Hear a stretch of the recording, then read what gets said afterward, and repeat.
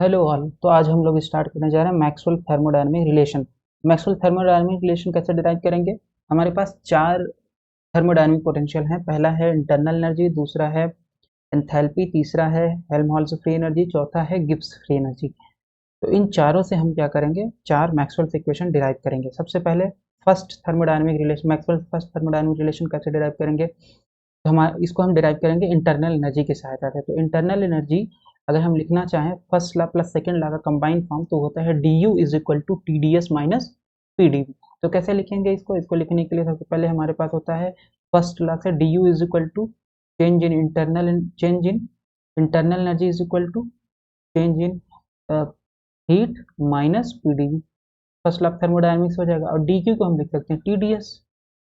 तो d q को t d s, तो t d s minus p d v आ जाएगा ये। ठीक है, तो यहाँ से हमारे पास इतना आ जाएगा। First law plus second law का कंबाइंड फॉर्म जो होता है mathematical form, d u is equal to t d s minus p d v. तो अगर हम इसमें से d v is equal to zero ले लें कॉन्स्टेंट वैल्यू, तो डी यू आ जाएगा हमारे पास t d s at constant value, right. या हम इसको लिख सकते हैं d u upon d s is equal to T, कब? Eight constant value. और ये जो डी है ये हो जाएगा हमारे पास डेल हो जाएगा। तो del u by del s at constant value is equal to temperature.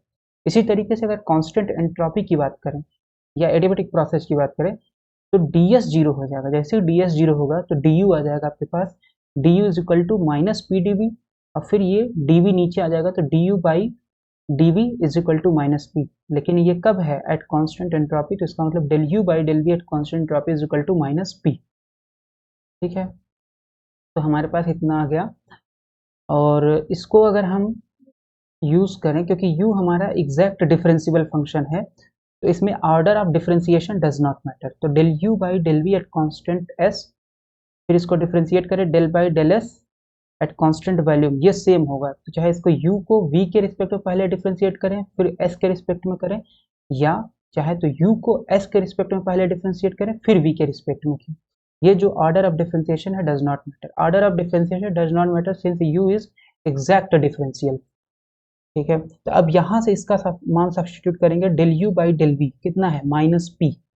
Del u by del v at constant s, ये है माइनस पी। तो यहाँ सब्सटीट्यूट करेंगे तो ये जाएगा minus del p by del s at constant v is equal to del v by del v. अब इसका मान यहाँ से सब्सटीट्यूट करेंगे तो del t by del s at constant, del t by del v at constant S.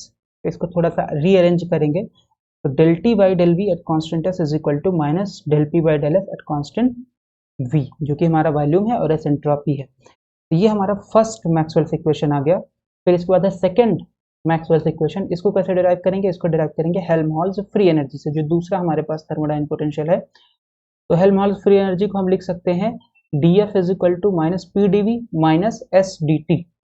अब यहाँ से भी हम ऐसे निकाल लेंगे, जैसे इसका हमने देखा था कि ये चीज़ कैसे आया। सबसे पहले जब डी वी जीरो होगा तो ये आ जाएगा डी टी जीरो। जब डी टी जीरो हो, ये डी टी, एक बार डी टी को जीरो करेंगे, एक बार डी वी को जीरो करेंगे, तो डी टी जीरो होगा तो इसका मतलब कांस्टेंट टेम्परेचर। तो डी टी जीरो होगा तो ये आ जाएगा d f is equal to minus p d v. तो डी वी को हम इधर ले आएंगे तो ये आ जाएगा d F by d v is equal to minus p. तो del f by del v at constant temperature is equal to minus p. फिर इसके बाद हमारे पास आ जाएगा जब डी वी जीरो, जब डी वी जीरो हो जाएगा दूसरे प्रोसेस में, डी वी जीरो होगा तो d f is equal to minus h d t. हम इसको लिख सकते हैं del f by del t at constant volume is equal to minus s. अब क्योंकि f हमारा एग्जैक्ट डिफरेंशियल है, तो एग्जैक्ट डिफरेंशियल है तो इसका मतलब है कि इसका डिफरेंशिएशन चाहे v के रिस्पेक्ट में पहले करके फिर t के रिस्पेक्ट में करें, या f का t के रिस्पेक्ट में पहले करके फिर v के रिस्पेक्ट में करें, order of differentiation does not matter. ठीक है, अब यहाँ से हमारे पास आ जाएगा del f by del v constant t, ये आ जाएगा। यहाँ पे सब्सटीट्यूट कर देंगे माइनस पी पूरे की जगह, यहाँ पे ये हमारे पास है माइनस पी। तो minus del p by del t at constant volume is equal to del by del v, और del f by del t constant volume है माइनस एस के बराबर। तो minus del s by del v, minus minus cancel हो जाएगा यहाँ से, और ये आ जाएगा del f by del v at constant temperature is equal to del p by del t at constant volume. ये हमारे पास है सेकेंड मैक्सवेल्स इक्वेशन। फिर हमारे पास आता है तीसरा। तीसरा मैक्सवेल्स इक्वेशन कैसे डिराइव करेंगे? एंथैल्पी से। एंथैल्पी को अगर हम लिखना चाहें तो हम कैसे लिख सकते हैं? D h is equal to t d s plus v d. D h is equal to t d s plus v d. तो अब इसमें से एक बार डी पी को जीरो करेंगे, एक बार डी एस को जीरो करेंगे, तो जैसे ही आप dp को जीरो करोगे तो ये आ जाएगा dh is equal to tds, या इसको dh is equal to tds को हम लिख सकते हैं del h by del s at constant p is equal to t, right. फिर दूसरे वाले प्रोसेस में हम लोग करेंगे ds को जीरो करेंगे, ds को जीरो जैसे ही करोगे तो ये आ जाएगा dh is equal to vdp, तो dh is equal to vdp को हम लोग लिख सकते हैं dh by dp is equal to v, लेकिन ये कब है, कांस्टेंट s पे, तो इसको लिख सकते हैं del h by del p at constant s is equal to v।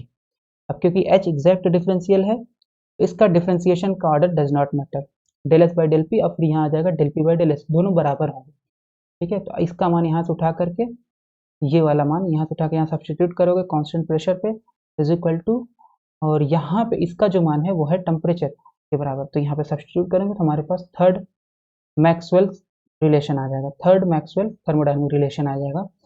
फिर इसके बाद फोर्थ कैसे निकालना है, फोर्थ निकालने के लिए हम लोग लास्ट वाला जो हमारे पास थर्मोडायनामिक पोटेंशियल बच रहा है गिव्स फ्री एनर्जी, तो अगर हम उसको लिखना चाहें तो उसको कैसे लिख सकते हैं, dg is equal to vdp minus sdt, तो dg is equal to vdp minus sdt, तो एक बार dt को जीरो करेंगे, एक बार dp को जीरो करेंगे, तो dt जैसे जीरो करोगे तो यहाँ पे आ जाएगा del g by del p at constant temperature is equal to v, और जब dp को जीरो करोगे del g by del t at constant pressure is equal to minus s, क्योंकि g एग्जैक्ट डिफरेंशियल है तो इसका डिफरेंशिएशन का order नहीं मैटर करता है, तो यहाँ से हम इसका सब्सटीट्यूट करेंगे del g by del t minus s हो जाएगा, यहाँ पे minus del s by del p at constant temperature is equal to del g by del p at constant temperature, तो ये आ जाएगा del v by del t at constant pressure, यहाँ पे आ गया।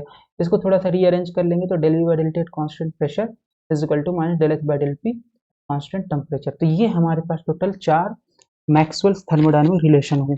अब इनको याद करने का ट्रिक क्या है, याद करने के लिए हम लोग यूज करते हैं SPTV अगर हमें याद है तो हम इसको लिख सकते हैं।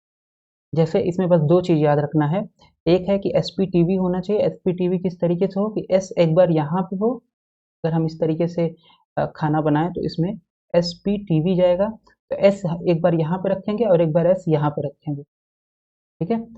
SPTV, तो अगर ये क्लॉकवाइज जाएगा, अगर ये क्लॉकवाइज रोटेशन है तो क्लॉकवाइज रोटेशन के लिए पॉजिटिव लेंगे और एंटी क्लॉकवाइज रोटेशन के लिए नेगेटिव लेंगे, तो यहाँ से SPTV, तो ये हमारे पास है SPTV, इधर से जाएगा तो ये आ जाएगा एंटी क्लॉकवाइज और ये हो जाएगा क्लॉकवाइज, तो इस वाले में अभी हम देखते हैं इसको कैसे करेंगे, तो यहाँ से हमारे पास आ जाएगा ये है SPTV, तो ये है हमारे पास एंटी क्लॉकवाइज, तो del s by del p at constant temperature, del s by del p at constant temperature is equal to, क्योंकि ये एंटी क्लॉकवाइज है तो यहाँ पे आ जाएगा minus del v by del t at constant pressure. ये constant कैसे लगाएंगे, कांस्टेंट के लिए याद रखना जरूरी है TS और PV, तो ये हमारे पास SPTV जो देगा ये देगा फोर्थ मैक्सवेल थर्मोडायनामिक रिलेशन।